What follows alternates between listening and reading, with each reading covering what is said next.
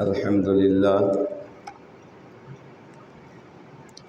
لله نحمده ونستعينه ونستغفره ونؤمن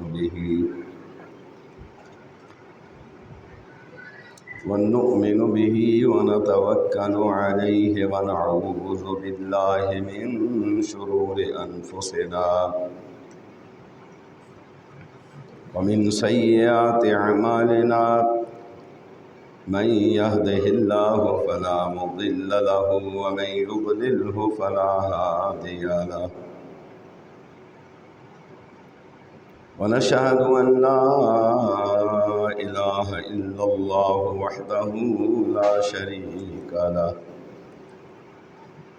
ونشهد أن محمدا عبده ورسوله اللهم رب اشرح لي صدري ويسر لي أمري واحلل عقدة من لساني يفقهوا قولي بسم الله الرحمن الرحيم لقد رضي الله عن المؤمنين إذ يبايعونك تحت الشجرة فعلم ما في قلوبهم فأنزل السكينة عليهم وأثابهم فتحا قريبا أما بعد فإن أحسن الكلام كلام الله وخير الهدي هدي محمد صلى الله عليه وآله وسلم وشر الأمور محدثاتها وكل محدثة بدعة وكل بدعة ضلالة وكل ضلالة في النار۔ اللہ رحیم و کریم کی حمد و ثنا جناب رسول رؤوف الرحیم صلی اللہ علیہ وآلہ وسلم کی ذات بابرکات پہ درود و سلام لا انتہا۔ جناب آقا کریم صلی اللہ علیہ وآلہ وسلم کی ذات مقدس کے بعد آپ صلی اللہ علیہ وآلہ وسلم کے مقدس صحابہ کی مقدس جماعت پر بھی اللہ کی کروڑوں رحمتیں نازل ہوں۔ محترم، آج کی جو میں گفتگو کروں گا سیدنا عثمان بن عفان رضی اللہ تعالیٰ عنہ کی ذات اقدس پر کروں گا۔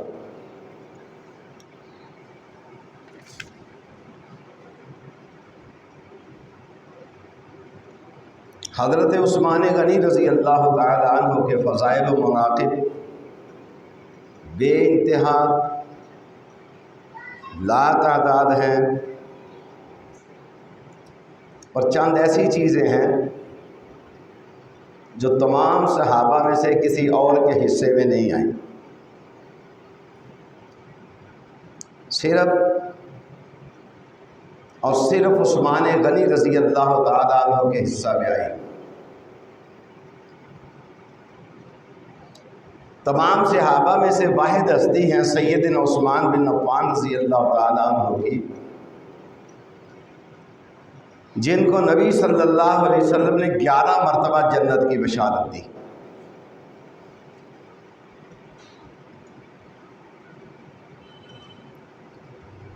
ایک دفعہ نبی کریم صلی اللہ علیہ وسلم نے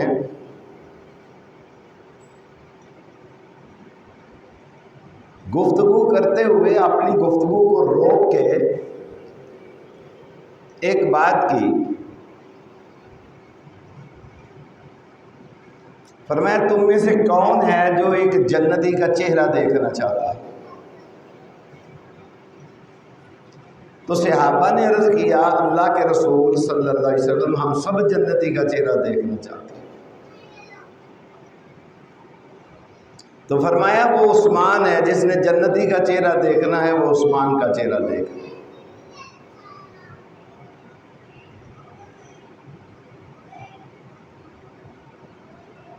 حضرت عثمان غنی رضی اللہ تعالی عنہ کہ نبی کریم صلی اللہ علیہ وآلہ وسلم سے کتنی رشتہ داریاں ہیں، آپ حیران رہ جائیں گے۔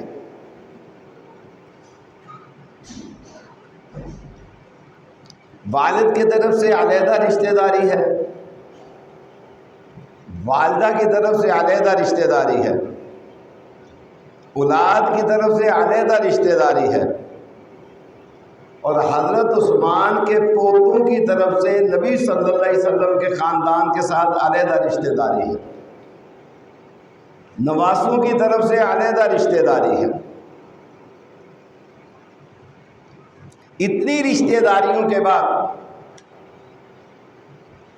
پھر بھی اگر کوئی بد نصیب سیدنا عثمان غنی ذی النورین رضی اللہ تعالی عنہ کی اہانت کرتا ہے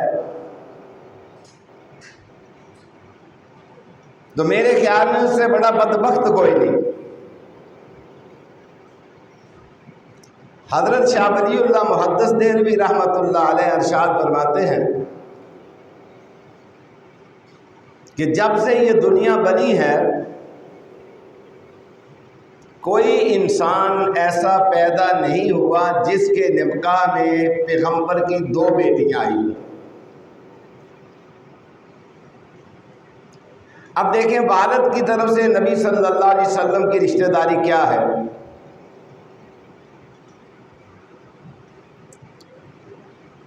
پانچویں پشت میں حضرت عبد بن مناف حضور اکبر صلی اللہ علیہ وسلم کے حقیقی پردادا ہے، یعنی کہ رسول اللہ صلی اللہ علیہ وسلم کے 5ویں دادا ہیں، اور حضرت عثمان غنی رضی اللہ تعالیٰ عنہ کا نسب بھی والد کی طرف سے جا کے حضرت عثمان کے ساتھ حضرت عبد مناف کے ساتھ مل جاتا ہے، یعنی آپ کے پردادا اور حضرت عثمان کے پردادا لکر دادا یہ ایک ہی ہیں۔ نمبر 2، والدہ کی طرف سے کیا رشتہ داری ہے۔ حضرت عثمان بن عفان رضی اللہ تعالی عنہ بیضہ بنت عبد المطلب کی بیٹی کے بیٹے ہیں۔ نہیں سمجھ رہی بات کی؟ نبی صلی اللہ علیہ وسلم کی پھپھو کی بیٹی کے بیٹے ہیں، یوں سمجھ لیں۔ یہ والدہ کی طرف سے رشتہ دار ہوئی کہ آپ کی پھپھی ذات کے بیٹے ہیں حضرت عثمان رضی اللہ تعالی عنہ۔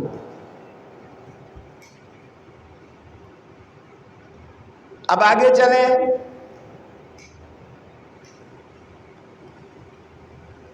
نبی کریم صلی اللہ علیہ وسلم کی پہلی بیٹی حضرت رقیہ رضی اللہ تعالی عنہا، یہ حضرت عثمان کے نکاح میں آئی۔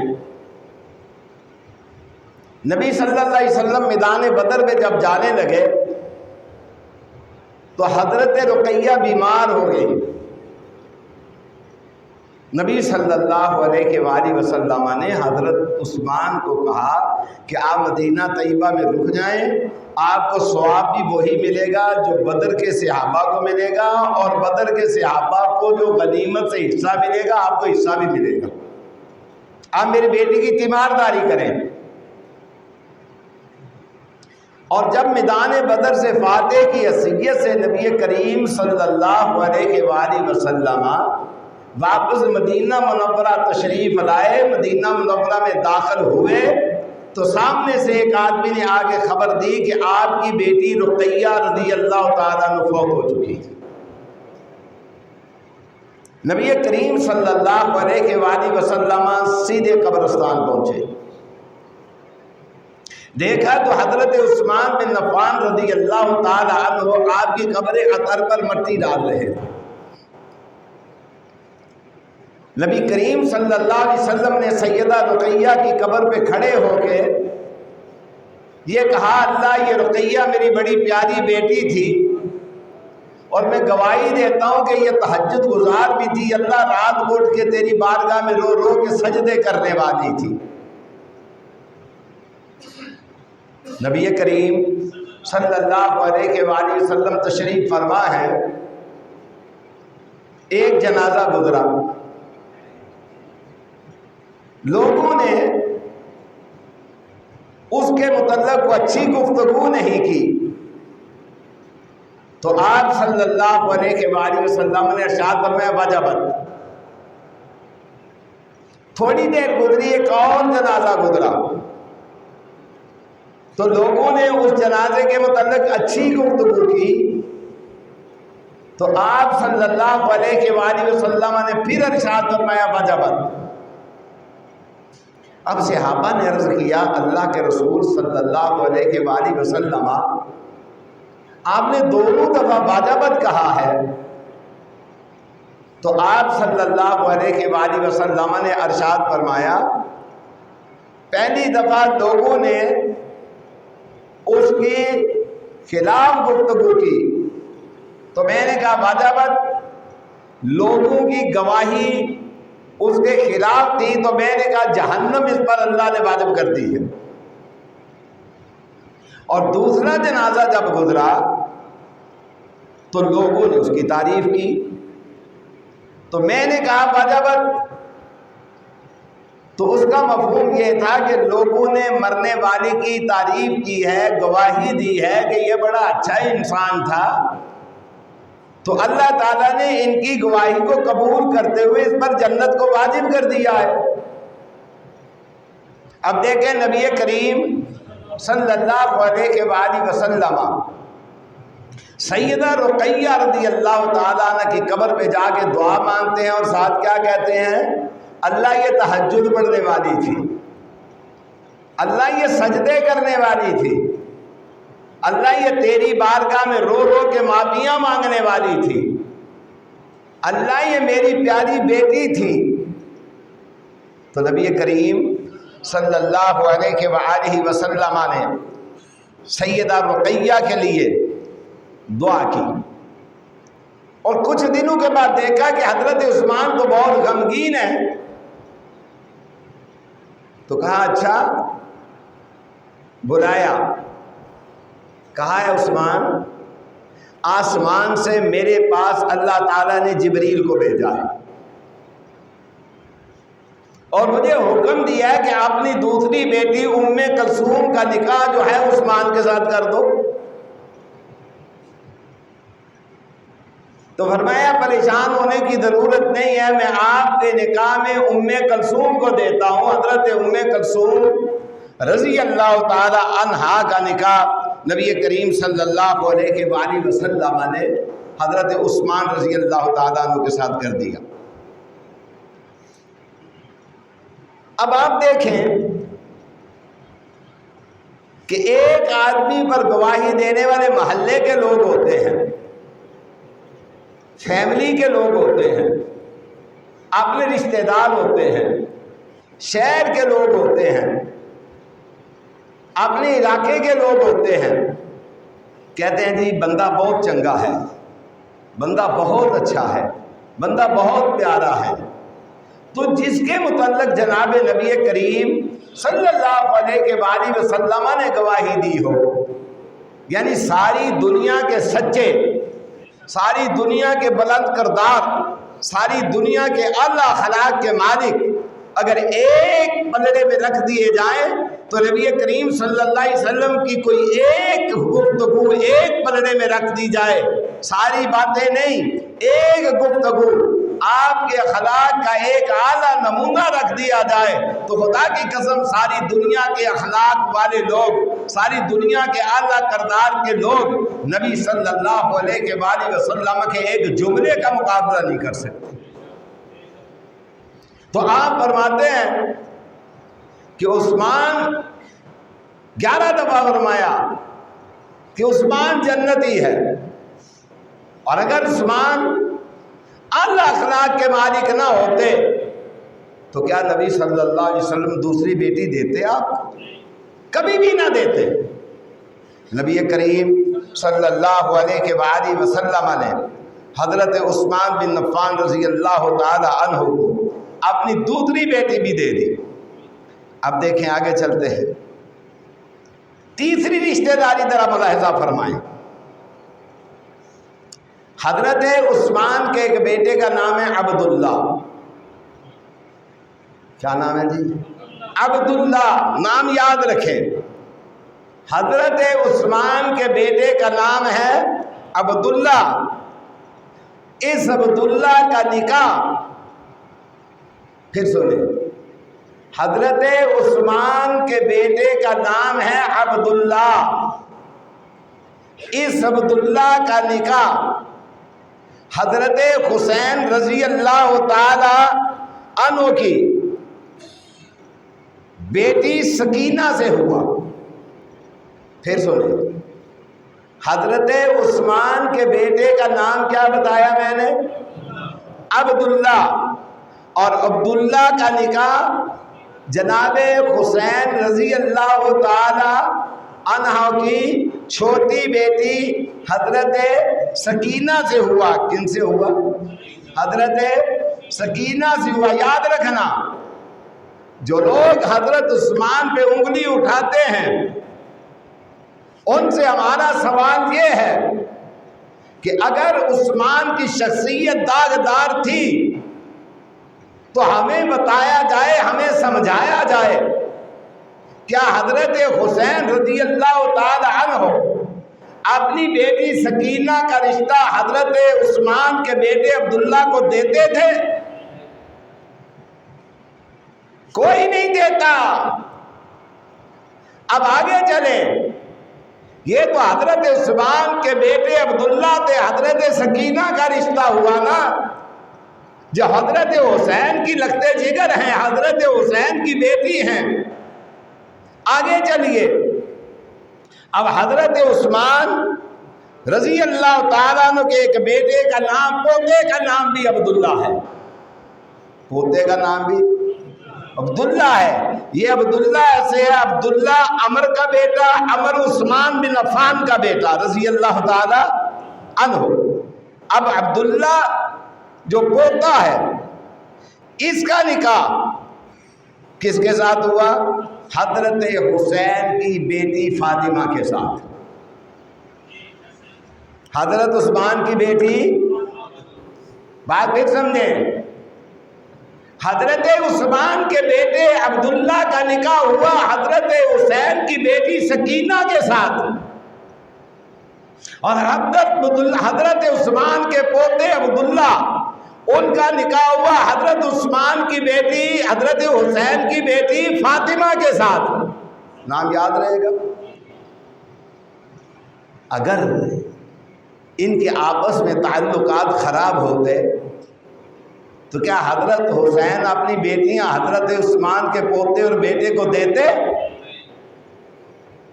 کتنی قریبی رشتہ داری ہے۔ پہلی رشتہ داری میں نے کیا بتائی کہ آپ کا شجرہ نسب جو ہے حضرت عبد مناف کے ساتھ نبی صلی اللہ علیہ وسلم کے لقب دادا کے ساتھ آ جا کے ملتا ہے، ان کا دادا عبد مناف بنتا ہے، نبی علیہ السلام کا بھی اور حضرت عثمان بن عفان رضی اللہ تعالیٰ عنہ کا بھی۔ اور دوسری رشتہ داری میں نے کیا بتائی؟ حضرت بیضاء بنت عبد المطلب، ان کی بیٹی کا نام تھا عروہ۔ عروہ کون تھی؟ نبی صلی اللہ علیہ وسلم کی پھوپھی ذات، اور پھوپھی ذات کے بیٹے کون ہے؟ حضرت عثمان۔ کون ہے حضرت؟ کتنی رشتہ داریاں ہو گئی؟ دو۔ اور تیسری رشتہ داری میں نے کیا بتائی؟ آپ کی دو بیٹیاں ہیں حضرت عثمان بن عفان کے نکاح میں، پہلی بیٹی کا نام رقیہ، دوسری بیٹی کا نام ام کلثوم۔ کتنی رشتہ داری ہوگی؟ تین۔ چوتھی رشتہ داری کیا ہوئی؟ حضرت عبداللہ جو حضرت عثمان کے بیٹے ہیں، ان کا نکاح ہوا جناب حسین رضی اللہ تعالی عنہ کی سکی ہمشیرہ سیدہ فاطمہ کی بیٹی سیدہ سکینہ کے ساتھ۔ کتنی رشتہ داریاں ہوگی؟ اور آگے چلیں، آپ کے پوتے عبداللہ، آپ کے پوتے عبداللہ کا نکاح ہوا حضرت حسین کی چھوٹی بیٹی سیدہ فاطمہ کے ساتھ۔ کتنی رشتہ داریاں ہو گئی؟ 5۔ نبی کریم صلی اللہ علیہ وآلہ وسلم کو کے ساتھ حضرت عثمان کی کتنی رشتہ داریاں ہیں؟ 5۔ اب آگے دیکھیں، اللہ تعالیٰ نے نبی صلی اللہ علیہ وسلم کو خواب دکھلایا۔ خواب میں کیا دیکھا کہ ہم عمرہ کرنے جا رہے ہیں۔ اب جب وہ حدیبیہ پہ پہنچے تو اس وقت مکے کا سردار ابو سفیان تھا. نبی صلی اللہ علیہ وسلم نے اپنا نمائندہ بھیجا کہیں ایسا نہ ہو کہ ہم مکہ میں داخل ہو تو جھگڑا ہو جائے. فرمایا جا کے پہلے اجازت لے لو. اب جب اجازت کے لیے حضرت عمر رضی اللہ تعالیٰ نے کہا کہ آپ جائیں، آپ فرمانے لگے حضور میں طبیعت کا سخت ہوں، ذرا کو بات ہوئی تو معاملہ بگڑ نہ جائے، اب ایسا کریں کہ عثمان کو بھیجیں، ان کی طبیعت میں حلم ہے، بردباری ہے، معاملے کو سلجھانے کی صلاحیت رکھتے ہیں، ان کو بھیجا جائے. حضرت عثمان بن عفان رضی اللہ تعالیٰ عنہ جب مکہ مکرمہ پہنچے تو ابو سفیان نے کہا کیوں آئے ہو؟ کہنے لگے اس لیے آیا ہوں کہ رسول اللہ صلی اللہ علیہ وآلہ وسلم عمرہ کرنا چاہتے ہیں. کہنے لگے اس کی اجازت نہیں ہے. حضرت عثمان کو کہنے لگا اگر آپ نے طواف کرنا ہے تو کر لیں، عمرہ کرنا ہے تو کر لیں. حضرت عثمان کہنے لگے تو سوچنا بھی نہیں کہ نبی علیہ السلام عمرہ نہ کرے، طواف نہ کرے، اور عثمان عمرہ اور طواف کرتا پھرے. اتنی دیر میں یہ افواہ اڑ گئی کہ عثمان کو مکہ مکرمہ میں قتل کر دیا گیا ہے. یہ افواہ اڑتے اڑتے نبی پاک صلی اللہ علیہ وسلم تک پہنچی. اب جب پہنچی تو 1400 صحابہ کا گروہ ہے، جماعت ہے. نبی کریم صلی اللہ علیہ وسلم نے سب کو بلایا. اور عثمان تو کتنا قیمتی ہے، کتنا اعلیٰ ہے، کتنا برگزیدہ ہے اللہ اور اس کے رسول کی نگاہ میں، جن پر نبی صلی اللہ علیہ وسلم اپنے آپ کو بھی شہید کروانے میں تیار ہو جائیں. اپنے آپ کو نبی صلی اللہ علیہ وآلہ وسلم شہید کروانے کے لیے تیار ہو جائے. یہ وہ عثمان ہے رضی اللہ تعالی عنہ. اب بیعت ہوئی. بیعت جب ہو رہی ہے تو جبریل آ گئے. ابھی بیعت مکمل نہیں ہوئی. جبریل اب یہ نہیں کہا کہ اطلاع مل گئی ہے کہ عثمان شہید نہیں ہوئے تو بیعت روک دی جائے، نہیں. اللہ کو پتا تھا کہ عثمان نے آ کر شہید ہی ہونا ہے. یہ جنگ جمل جو صفین کی ہوئی ہے حضرت عثمان کی شہادت کے بدلے کے لیے ہوئی ہے. یہ بیعت تو ہو چکی کہ ان سے جنگ لڑی جائے گی. جو لوگ حضرت عثمان کے قاتل ہوں گے اور انہوں نے پناہ کہا لی، اس پر میں گفتگو نہیں کرنا چاہتا کیونکہ آدمی پھر کئی حدود کو پار کرنا پڑ جاتا ہے. ہاں اگر کوئی مخالف گفتگو کرے گا تو پھر ٹکا سا جواب اسے دیں گے انشاءاللہ. یہ جنگ جمل اور صفین کیوں ہوئی؟ اسی لیے ہوئی کہ ان باغیوں کا گروہ وہاں موجود تھا اور بیعت بھی موجود تھی. وہ صحابہ بھی موجود تھے جنہوں نے نبی کریم صلی اللہ علیہ وسلم کے دستے مبارک پر بیعت لی تھی. جبریل آ گئے. یہ نہیں کہا کہ عثمان زندہ ہے اب بیعت کی ضرورت نہیں. فرمایا بیعت پوری ہوگی. بیعت پوری ہوئی. اور اس بیعت کے انعام کیا ملے؟ آپ حیران رہ جائیں گے. پہلا انعام تو یہ ہے کہ تمام صحابہ نے حضرت عثمان کے لیے جو انعام تھا بیعت کی نبی صلی اللہ علیہ وسلم کے ہاتھ پر کہ عثمان کا خون بہت قیمتی ہے. اور دوسرا انعام کیا ہے؟ اللہ کہتے ہیں فَأَنزَلَ السَّكِينَةَ عَلَيْهِمْ. اللہ تعالیٰ نے ان کے لیے سکون اتار دیا صحابہ کے لیے. اور تیسرا انعام کیا ہے؟ فرمایا کوئی بات نہیں، عمرہ کرنے کے لیے نہیں جانے دیتے، کوئی بات نہیں، اگلے سال عمرہ ہو جائے گا. فرمایا تیسری بشارت کیا دی؟ फरमाया वासाबहुम फतहन करीबा, ए मुहम्मद सल्लल्लाहु अलैहि वसल्लम आपको बशारत दी जाती है कि अनकरीब मक्का फतह करा दिया जाएगा। वासाबहुम फतहन करीबा, फरमाया मक्का फतह करा दिया जाएगा। फरमाया एक और बशारत, फरमाया वो कौन सी बशारत है? फरमाया वअदकुमुल्लाहु मगानिम कसीरा, फरमाया जंगे हुनैन में जितनी भी गनीमतें हैं अल्लाह ताला ने उनकी खबर भी अता फरमा दी। फरमाया कि अल्लाह ताला ने इस बैत की बरकत की वजह से फरमाया मक्का भी आपके कदमों के नीचे, फरमाया हुनैन की फतह भी आपके कदमों के नीचे, और हुनैन का माली गनीमत भी आपके लिए हलाल। और पांचवा इनाम क्या फरमाया? व उखरा लम तक़दिरू अलैहा क़द अहात अल्लाहु बिहा, फरमाया सोचना नहीं जिस चीज के हासिल करने की आज तुम में ताकत नहीं है, वक्त आने पर वो कुव्वत अता फरमा दूंगा। आज आप कमजोर हैं, आज आप देखें ना, आज फलस्तीन का मुसलमान कमजोर है और हमारे हुक्मरान तबका पूरे आलम इस्लाम का पांव में घुंघरू बांध के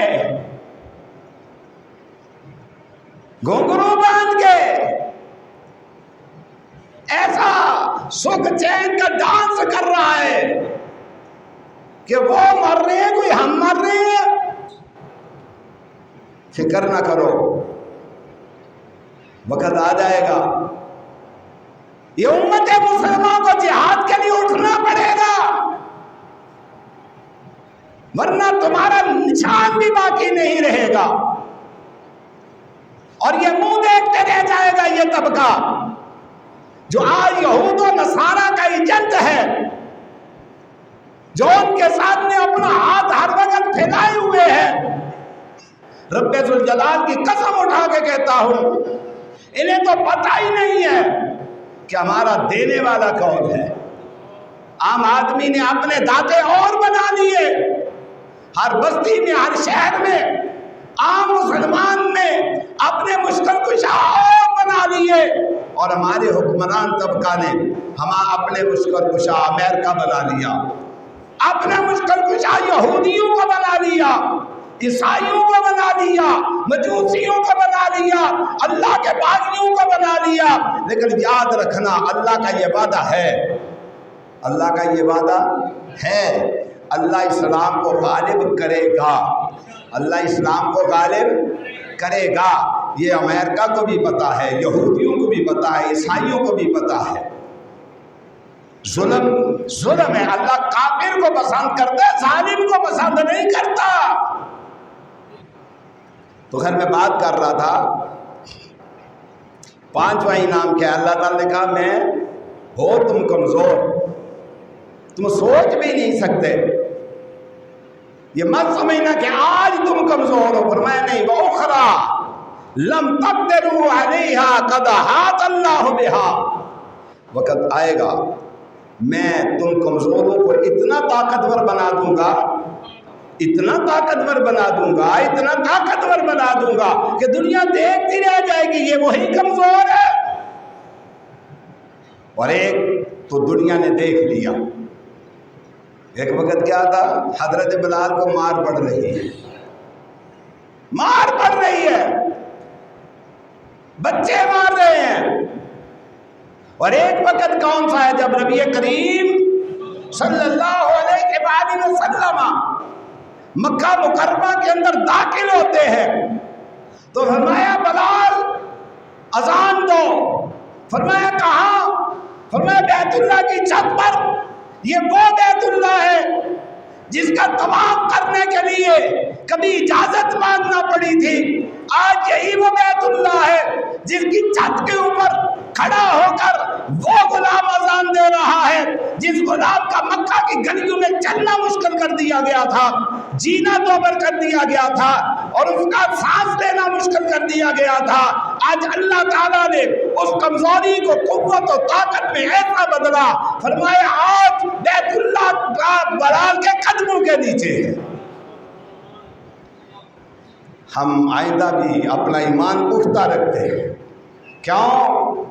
ہم نہ کسی مردے کو مشکل کشا مانتے ہیں، نہ کسی زندہ کو مشکل کشا مانتے ہیں. ہمارا مشکل کشا ایک ہی ہے، نہ کسی شرق والے کو، نہ کسی غرب والے کو، نہ جنوب والے کو، نہ شمال والے کو. ہمارا مشکل کشا ایک ہی ہے، اور ہم دامن پھیلاتے ہیں اس مشکل کشا کے آگے جو کمزوروں کو طاقتور بنا دیتا ہے، جو کمزوروں کو طاقتور. قرآن کہتا ہے قد احاط اللہ بہا، تم کمزور تھے، میں نے تمہیں قوتیں بخشی، میں نے تمہیں طاقتیں بخشی. فرمایا تم مکہ میں داخل نہیں ہو سکتے تھے، میں نے تمہیں مکہ کا مالک بنا دیا. تو یہ ہے حضرت عثمان رضی اللہ تعالیٰ عنہ کی جو بیعت ہو رہی تھی نا، یہ آیت اتری. تو اس آیت کے اندر یہ بھی ایک معاملہ ہے کہ اللہ تعالیٰ نے کتنی بشارتیں دی. فرمایا مکہ بھی فتح ہوگا، مکہ بھی فتح ہوگا. فرمایا حنین کی جنگ بھی آپ جیتیں گے، اور فرمایا ان قریب آگے بھی ایک بشارت ہے. فرمایا کیسر و کسرا، کیسر و، یار تھی سوچ سکتے ہو ہون کو بندہ کبے ایتھوں کے پاتے ہیں کپڑے والا اٹھ کے امریکہ نو فتح کر لے گا، منے گا کوئی بندہ؟ عقل منے گی؟ قرآن نے تو ہمیں یہ درس دیا ہے، قرآن نے تو یہ درس دیا ہے. کیسر و کسرا کی اینٹ سے اینٹ بجا دینے والے، وہ بکریاں چرانے والے، وہ پھٹے ہوئے کپڑوں والے. اس نے کہا تھا نا دیکھ کے، اور جب اس کے دربار کے اندر ایک صحابی گئے، نام ذہن سے نکل گیا ہے، تو اندر گئے نا تو وہاں رویے تو اور ہوتے ہیں نا جی. جا کے ملنا پڑتا ہے، دست بستہ جناب گردن جھکانا پڑتی ہے، یوں بھی کرنا پڑتا ہے، سب کچھ یہاں بھی سب کچھ ایسا ہی ہوتا ہے. اب وہ گئے نا تو ان کے ہاتھ میں جو نیزہ تھا نا، اس کی جو انی تھی نا، اسے جناب ایسے اس کے قلیل میں مارتے مارتے مارتے سیدھا اس کے تخت کے سامنے کھڑے ہو گئے جا کے. وَالسَّلَامُ عَلَىٰ مَنِ اتَّبَعَ الْهُدَىٰ، سلامتی اس پر ہو جو ہدایت کا پیروکار ہے. یہ نہیں کہا السلام علیکم ورحمۃ اللہ، یہ نہیں کہا. سلامتی اس پر جو ہدایت کا پیروکار ہے، جو ہدایت کے راستے پر چلنے والا ہے. اگر ہدایت کے راستے پر چلنے والا ہے تو اس پر سلامتیاں ہوں، اگر ہدایت کے راستے پر چلنے والا ہے تو محمد الرسول اللہ صلی اللہ علیہ وسلم کی غلاموں کی زبانوں سے اس کے لیے ہدایت کی دعا نہیں ہے، سلامتی کی دعا نہیں ہے. وہ پریشان ہو گیا. اس نے کہا بادشاہ کو جھک کے گردن جھکا کے سلام کیوں نہیں کیا؟ کہا ہمارے آقا نے ہمیں سکھلایا ہی نہیں، اللہ کے علاوہ کسی اور کے سامنے بھی جھکا جاتا ہے، اللہ کے علاوہ کسی اور کے سامنے بھی جھکا جاتا ہے. اور ہم اہل حدیث اللہ کے فضل و کرم سے آج یہی دعوت دیتے ہیں کہ جاؤ، اللہ کے علاوہ کسی اور کے سامنے نہیں جھکا جاتا. نبی کریم صلی اللہ علیہ وسلم کی بارگاہ رسالت میں صحابہ نے آ کے کیا کہا؟ کہنے لگے اللہ کے رسول صلی اللہ علیہ وسلم ہم نے دیکھا ہے کہ لوگ اپنے بادشاہ کو سجدہ کر رہے تھے، ہمارا جی کرتا ہے کہ آپ کو سجدہ کریں. آپ صلی اللہ علیہ وآلہ وسلم نے ارشاد فرمایا سجدہ کرنا اگر جائز ہوتا میں ہر شادی شدہ عورت کو حکم دیتا کہ اپنے خاوند کو سجدہ کیا کرے. ہمارے آقا نے ہمیں بتا دیا ہے کہ جھکنا ہے تو ایک، اہل حدیث کی بھی یہی دعوت ہے، جھکنا ہے تو ایک اللہ کے سامنے جھکنا ہے، نہیں جھکنا اللہ کے ماں سوا کے سامنے. بیڑا غرق تو یوں ہی ہو گیا نا، کو گھوڑے کے سامنے جھک رہا ہے، وہ گھوڑا بھی کہتا ہوگا اور لانتیا اور منو تے اللہ نے تیرا فرما بردار بنایا تو منو سجدے کرنا ہے.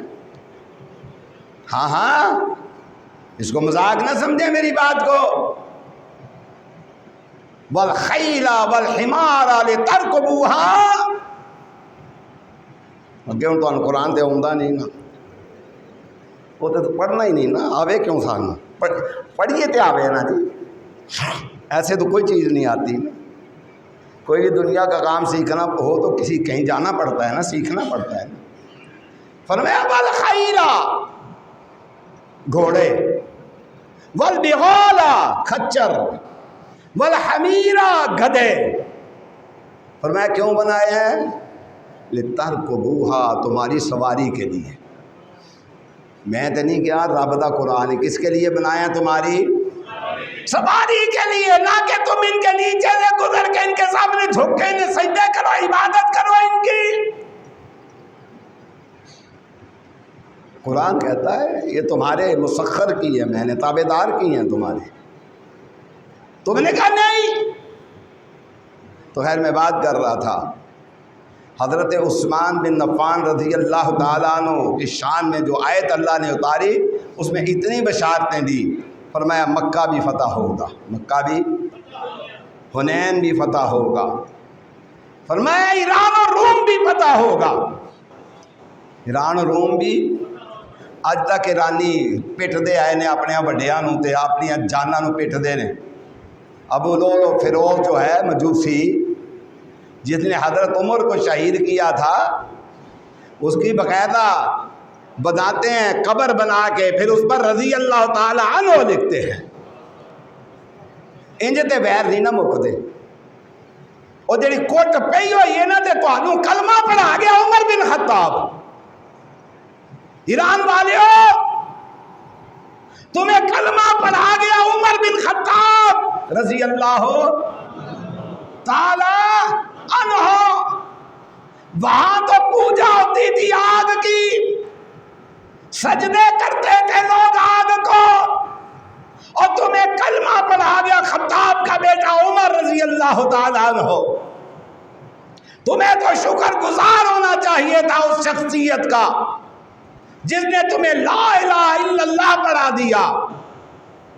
لیکن بد نصیبی بد نصیبی بد نصیبی بد نصیبی, پیدا مسلمان کے گھر میں ہو اور ہو مشرک. پیدا مسلمان کے گھر میں ہو, پوجے جانوروں کو. آئیے یہ بھی بشارت تھی حضرت عثمان کی بیعت کے وقت جو آیت نازل ہوئی, اس کے اندر یہ بھی بشارت تھی اللہ ایران کو بھی فتح کر دے گا, اللہ روم کو بھی فتح کر دے گا. یہ کس کے زمانے میں فتح ہوئے؟ حضرت جناب او کوٹ چاڑی نا حضرت عمر نے جڑی بھلے نہیں ہون تک, تے ذاکر بھی جڑے کھلوندا ہے نا جناب, تے او دیاں بھی جناب تیساں نکل دیاں نے اندروں. کیا ہے سانو کوٹ پئی سی, سانو کوٹ پئی سی. حضرت عمر کی توہین کیوں کرتا؟ اس لیے کو کوٹ نہیں بول دی بھائی. اور حضرت عمر نے انہاں دا کی گوایا ہے؟ کچھ گوایا ہے؟ کوئی ان دا باغ کھو لیا, کوئی ان دا کار کھو لیا, کوئی ان دی زمین تے قبضہ کر لیا, کی کھویا ہے؟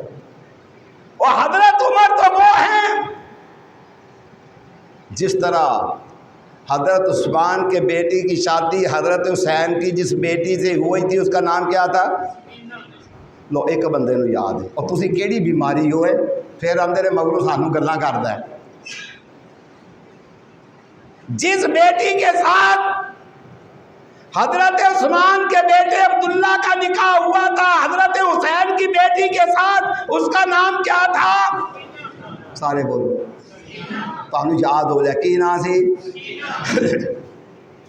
اور حضرت عثمان کے پوتے عبداللہ کا حضرت حسین کی جس بیٹی کے ساتھ نکاح ہوا تھا اس کا نام کیا تھا؟ سیدہ فاطمہ, سیدہ فاطمہ, سیدہ. اور حضرت حسین کی بہن کے ساتھ جس کا نکاح ہوا تھا اسے عمر بن خطاب کہتے ہیں, اسے عمر بن.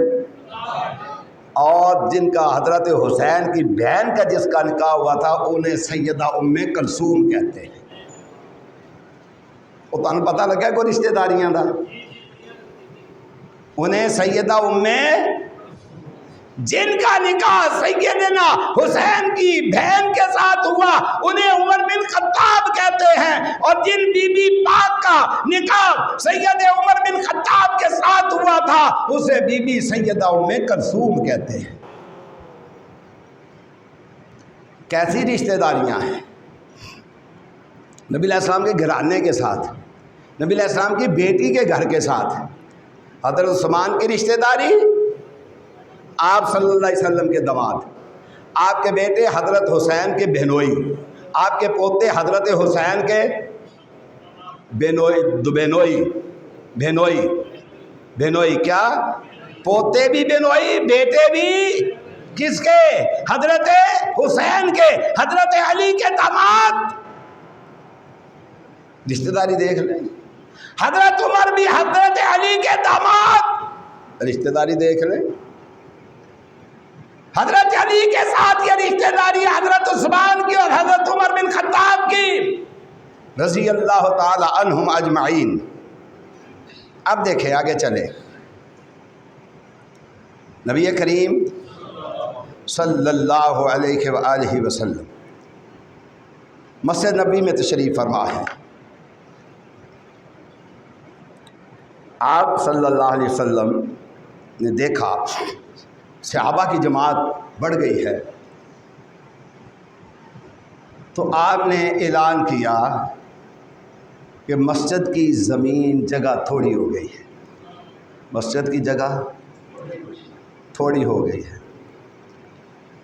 تو میں لطیفہ سنا ہے، ساری مسجد بندے بدے نہ تے شیخ صدیق صاحب اللہ انہوں نے معاف کرے، صغیرہ کبیرہ گناہ انہوں نے فوت ہو گئے نے، بڑے اچھے آدمی سن، اللہ انہوں نے جنت الفردوس نصیب فرمائے۔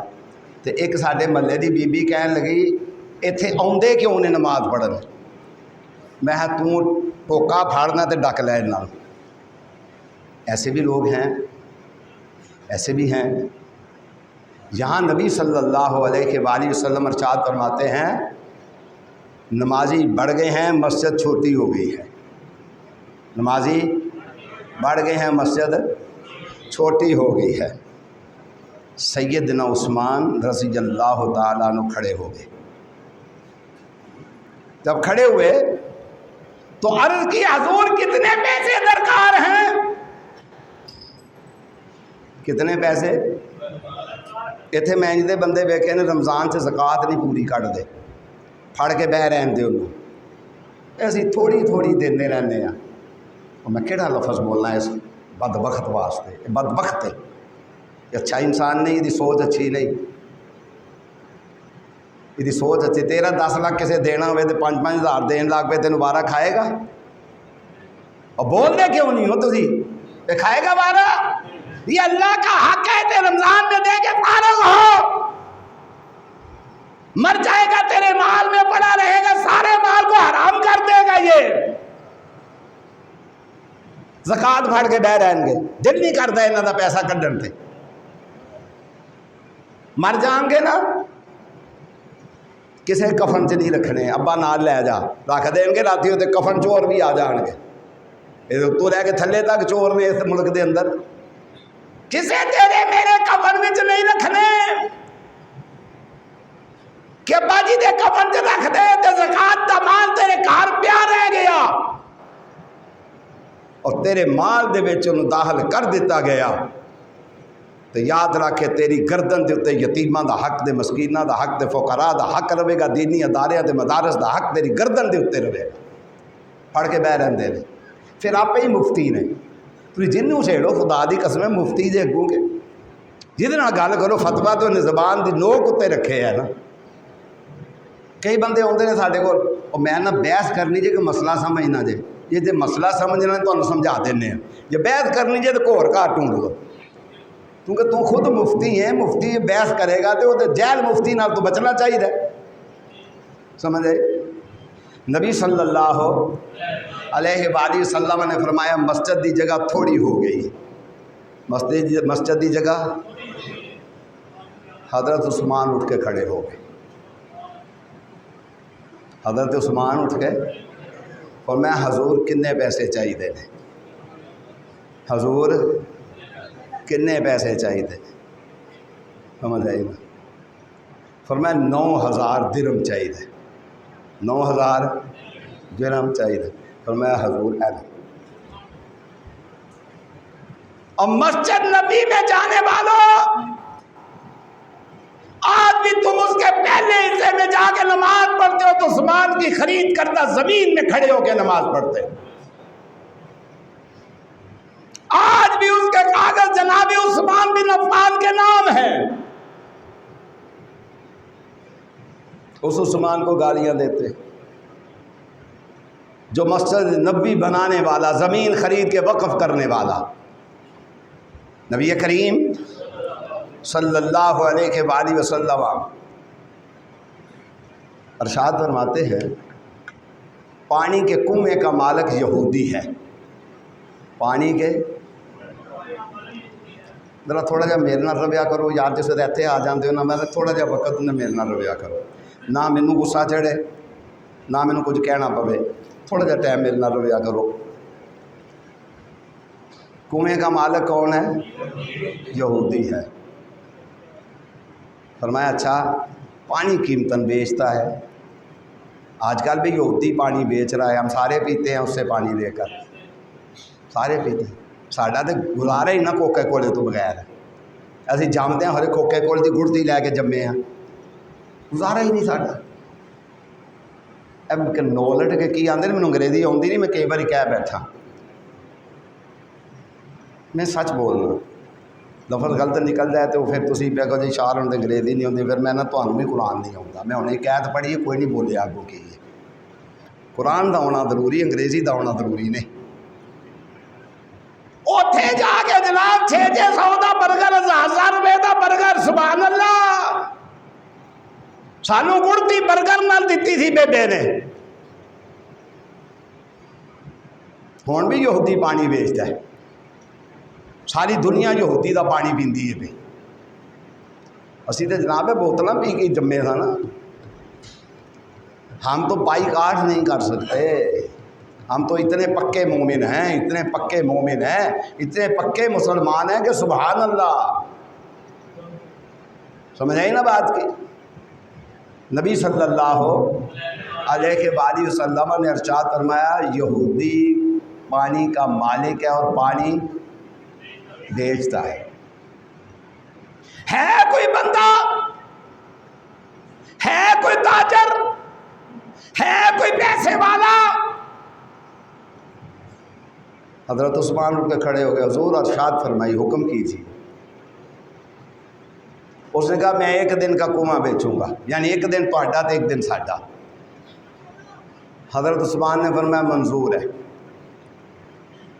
ایک دن کے لیے خرید لیا۔ اب کیا ہوا، مسلمان تے غریب کافر بھی وہ پانی بھر لیندے سن اس دڑے، واری نہیں تھی نہ ہوندی ہے بھر لو۔ کل اس موزی نے یہودی ظالم ہے، ظالم تب بھی ظالم تھا، اب بھی ظالم ہے، تب بھی ظالم تھا، اب بھی۔ خدا دی قسمیں پاکستان کروٹ لے گا ضرور، یاد رکھنا، پاکستان کروٹ لے گا ضرور۔ کیوں؟ تمام یہودیوں کی سازش ہے کہ پاکستان کو اٹھنے نہیں دینا، اور انہوں نے پتہ جتنے پاکستان اٹھ گیا نا، انڈیا دا ایک مچھل فلانا میں کی آکھا کافر بےایمان جرنیل ٹی وی تے لگے دی 2 وقت کی روٹی پاکستانی کو نصیب نہیں۔ میں کہا کھوتیا تو آ کے تے ویکھنا پیپسیاں پیندے، برگر کھاندے، کی کچھ کھاندے، تیرے پیو نے خواب وچ بھی نہیں ویکھے ہونا جو کچھ پاکستانی کھاندے نے، تو سوچیا بھی نہیں ہونا۔ ساڈی مسیتی ایک بندہ منگن آیا، شام ویلے انہیں منگیا، میں اس دکان کرتا تھا، نماز پڑھا کے بازار ٹر گیا، ساڈے سامنے ٹکے والا بیٹھے ہوتے، اتوں کو 3000 روپیہ ہو گیا، میں جا کے بیٹھا تو انہوں آ کے 3000 دے ٹکے لا دے۔ وہ پھر کو مہینے بعد آیا، میں کہا توں جان والی گل کر، میں کہا اسی تے ٹکے کھاندے نہیں روز، تو تے 3000 دے کھانا۔ او انڈیا والو، او پاکستان دے مانگت بھی 3000 دے ٹکے کھاتے نے، تینوں کی پتہ ہے اس قوم دا؟ میں دعا کرنا اللہ اس قوم کو جگا دے، اللہ پاکستانی قوم کو جگا دے، اور یہ جو ظالم ہم پر مسلط ہے اللہ یعنی ہدایت نصیب فرمائے، اللہ دا پٹھا با دے۔ نبی صلی اللہ علیہ وسلم نے کی دعا کی تھی؟ دعا ہے کہ نبی صلی اللہ علیہ وسلم نے کی کیا کیڑا بندہ ہے جڑا کی خریدے گا پانی کی خریدے گا پانی خرید لیا ہن جو ماڑا بندہ ہے جو مسلمان ہے واری والے دن سارے پانی بھر لین دوجے دہڑے جائے کوئی نہ یہودی نے آکھا یار میں باقی بھی بیچنا چاہنا فرمایا ہے کوئی خریدار آواز کیا آتا ہے نبی صلی اللہ علیہ وسلم کی زبان اطہر سے فرمایا ہے کوئی جنت دا خریدار دادا کرو کی بات کی ہوئی ہے کوئی جنت دا حضرت عثمان اٹھ کے کھڑے ہو گئے اللہ دے رسول صلی اللہ علیہ وسلم اے خادم دے کھلوتا ہے اے خادم دے فرمایا یہودی دوجے دن دا خوب بھی بیچنا چاہتا ہے فرمایا دور پیسے دسو کنے نے رعایت نہیں کرائی رعایت نہیں کرائی ایسے دسو کنے فرمایا 30,000 فرمایا دے دیو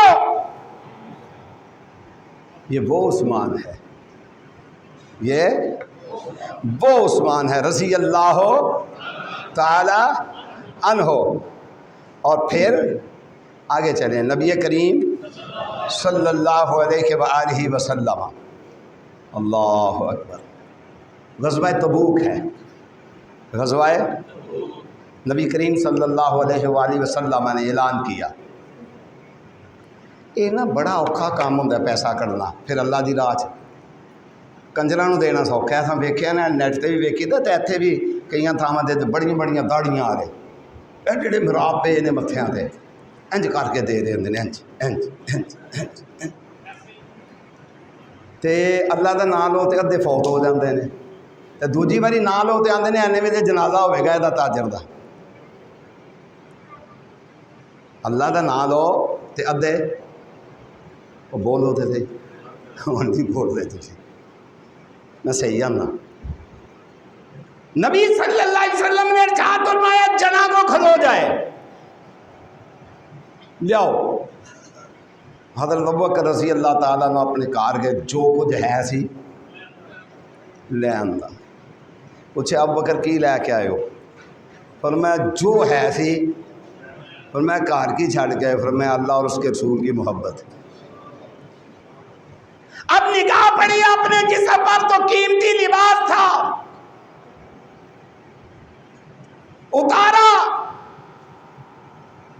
تاج پہنا منڈی میں گئے لباس فروخت کیا وہ بھی بارگاہ رسالت میں لا کے پیش کر عمر کیا لائے ہو پھر میں آدھا لے آیا ہوں آدھا چھوڑ آیا ہوں صحابہ آتے گئے باتیں ہوتی گئی نبی کریم صلی اللہ علیہ وسلم ارشاد فرماتے ہیں ہون کوئی ہور اٹھے ہون کوئی ہور جوان اٹھے اللہ اکبر میں اچھا ہون حضرت عثمان اٹھے حضرت فرمایا اعلان کرو فرمایا اللہ کے رسول صلی اللہ علیہ وسلم 200 اونٹ کتنا 200 اونٹ فرمایا اور 200 اونٹ خالی نہیں پلانیاں سمیت تے جو مال اتے لدے ہے او دے سمیت حتیٰ کہ او دی نکیل سمیت سب اللہ دی راہ دے اندر دے دیتا نبی صلی اللہ علیہ وآلہ یہ پورا نہیں سی نہ ہویا فنڈ نبی صلی اللہ علیہ وسلم ارشاد فرماندے نے بھائی کو ہور جنا اٹھے ہو تے فوراً حضرت عثمان ہی اٹھے کون اٹھے دو گلاں تو یاد رکھ کے جانی ہیں اس جمعے دیاں حضرت عثمان دی رشتہ داری سیدنا حسین دے نال کی سی یہ بڑی یاد رکھنے والی گل ہے سمجھ آئی تے اے گل بھی یاد رکھنی دوجی باری فرمایا تے پھر کون اٹھے فرمایا حضور 300 اٹھ کنا تے فرمایا لدے آ 300 اٹھ 300 دا 300 لدے آ نبی صلی اللہ علیہ وآلہ یہ فنڈ پورا نہیں نہ ہویا نبی صلی اللہ علیہ وسلم ارشاد فرماندے نے ہن کو پھر کو بولے اور بندہ کو اٹھے اللہ اکبر حضرت عثمان پھر کھڑے ہو گئے، کہنے اللہ کے رسول اور 200 اونٹ، اور 200، فرمایا اچھا یہ 900 اونٹ ہو گئے۔ کنے اونٹ ہو گئے؟ نبی صلی اللہ علیہ وسلم فرماندے نے یہ کوئی اور بندہ اٹھے تو جے تواڈے کو کوئی مولوی چندہ منگ پوے تسی گھر جا کے بڈھیاں نوں بھی آندے تے مولوی بڑا ستایا منگدا بڑا ہے، آہو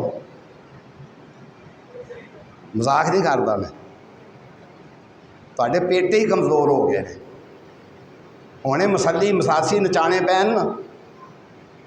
میں تمہیں اگے بھی آخیا نا، میں ممبر رسول تے کھڑا، میں نقاب پڑھان جانا لوکاں دے، سمجھ آئی دے ایڈیاں داڑیاں والے متھیاں دے ملاپ پہ نچدے ویکھے جے میں، شرم نہیں آتی انہاں نوں، نچدے بھانگڑے پاندے، مراسیاں دے پیسے سٹ دے، خواجہ سلاماں دے پیسے سٹ دے، جی خوشی کیڑا روز روز آنی ہے، خوشی کیڑا؟ خوش نصیب تو وہ ہے جو اللہ کی بارگاہ میں آ کے سجدہ دے لیتا ہے، اللہ اس کا خوش ہو جاتا ہے اور وہ بھی خوش ہو جاتا ہے، خوشی تو یہ ہے۔ نبی صلی اللہ علیہ وسلم ارشاد فرماندے نے کوئی ہور جنا اٹھے، کوئی ہور جنا، اور بولو تو جو میں کسی نے نہیں اللہ دے فضل آکھنا اٹھے، تسی پریشان نہ ہو جایا کرو، پریشان نہ ہو جایا کرو، سجی رکھیا کرو۔ فرمایا کوئی ہور جنا اٹھے، سمجھ آئی؟ حضرت عثمان پھر اٹھ کے کھڑے ہو گئے، حضرت عثمان اٹھ کے 1000 سونے دیاں اشرفیاں، 1000 سونے دیاں اشرفیاں گھر گئے تے لے کے آ گئے۔ نبی صلی اللہ علیہ وسلم مسجد نبوی شریف وچ تشریف فرما سن تے آپ دی جھولی چ لیا کے پا دیتیاں، آپ دی وہ برکت والی جھولی چ آ کے حضرت عثمان دیاں اشرفیاں پئیاں نا جڑے ہوئے تے نبی علیہ السلام نے انج کرتے ہیں، انج انج انج انج، تو آپ پتہ کی فرماندے نے؟ فرماندے نے ما ضر عثمان، ما ضر عثمان ما عمل بعد اليوم، عثمان آج تو بعد کوئی بھی غلطی کرے تیری غلطی نہیں لکھی جائے گی، کوئی بھی غلطی کرے تیری غلطی۔ انشاءاللہ اے جمعہ ختم نہیں ہوا، اگلے ہفتہ اگلے جمعے بھی انشاءاللہ تعالیٰ ہوئے مضمون چلے گا۔ وآخر دعوانا الحمدللہ۔